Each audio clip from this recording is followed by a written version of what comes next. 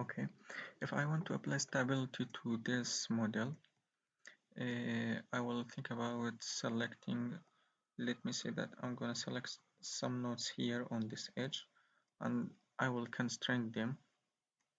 I will make it fixed. Let me write ULM of negative Z plus N all. Okay. I will use Q add command, then I will open a new set. I name it fixed.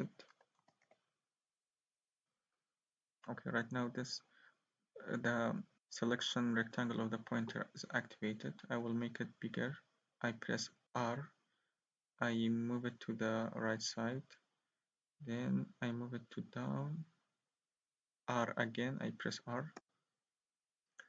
Then I press A in order to select nodes in bulk. I want to select nodes which are behind the nodes of this face, or I want to select the behind nodes. Then I will select N.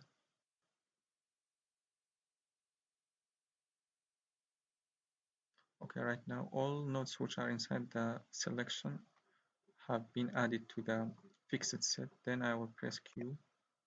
That's done. Let me write. Okay, now when I move the mouse, the selection rectangle is gone. I will press plot N fixed, which is referring to the fixed set containing the restrained nodes, and fixed M magenta color. Okay, right now all these nodes have been assigned into fixed set, and then I will apply stability to these nodes. I will write down send fixed ABQ single point constraint SPC 1, 2, 3, 4, 5, 6. 1 means that I'm restraining nodes from translation in x-axis. 2 means that nodes can be restrained from translation in y-axis. 3, it means translation is fixed or constrained in z-axis. 4, 5, 6 is about constraining the rotation of nodes around x, y, z axis respectively. Okay, enter. Fixed 1, 2, 3, 4, 5, 6 dot boundary is ready now.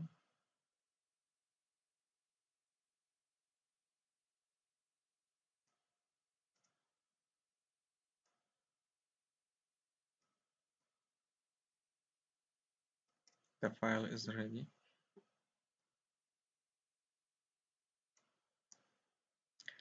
And if I want to include this file into the input format or into the input analysis, I will make it this way.